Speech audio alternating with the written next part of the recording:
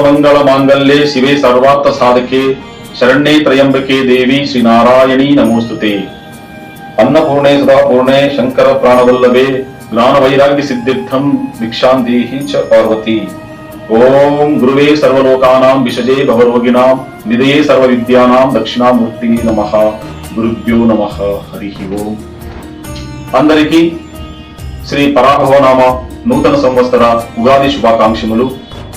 ఈ నూతన సంవత్సరంలో ప్రతి ఒక్కరి జీవితము సుఖ సంతోషాలతో ఆయురారోగ్యాలతో అష్టైశ్వర్యము సిద్ధించాలని మనసారా కోరుకుంటున్నాను, ప్రార్థిస్తున్నాను. ఈ శ్రీ పరాభవనామ నూతన సంవత్సరంలో రాశి ఫలాలు ఎలా ఉంటాయి తెలుసుకుందాం. వృషభ రాశి ఫలాలు.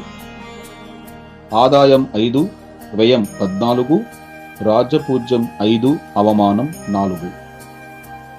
ఉద్యోగం మరియు వ్యాపారం. ఉద్యోగస్తులకు ఈ సంవత్సరం పట్టిందల్లా బంగారమే అన్నట్లుగా ఉంటుంది.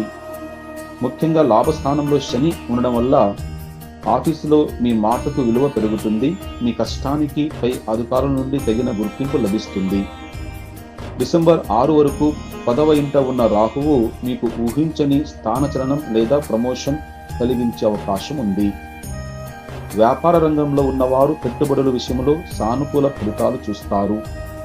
అయితే జూన్ 20 నుండి ఆగస్టు 2 మధ్య కాలంలో భాగస్వాములతో లేదా కస్టమర్లతో సంయమనంతో వ్యవహరించడం ముఖ్యం. ఆర్థిక స్థితి. ఆర్థిక పరంగా ఈ సంవత్సరం మీకు చాలా ఆశాజనకంగా ఉంటుంది. ఒక రకంగా చెప్పాలంటే మీ ఆర్థిక కష్టాలు చాలా వరకు తీరిపోతాయి. ధనస్థానంలో గురువు ఉండడం వల్ల బ్యాంకు బ్యాలెన్స్ పెరుగుతుంది. మొండి బాకీలు చేతికి అందుతాయి. 11వ ఇంట శని సంచారం వల్ల ఆదాయ మార్గాలు స్థిరంగా ఉంటాయి.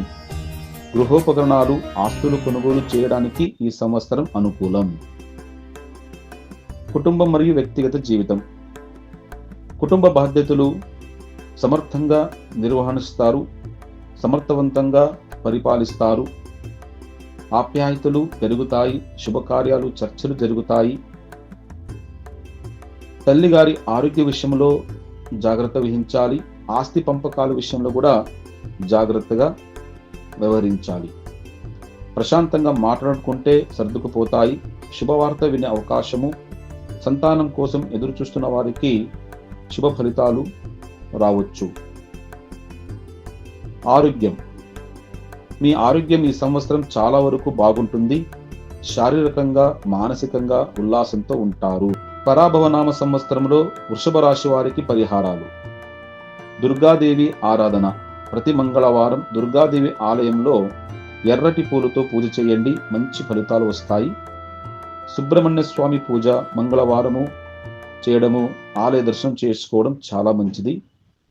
గోమాత సేవ చేయడం కూడా అత్యుత్తమ ఫలితాలు మీకు లభిస్తాయి. గురుభ్యో నమః.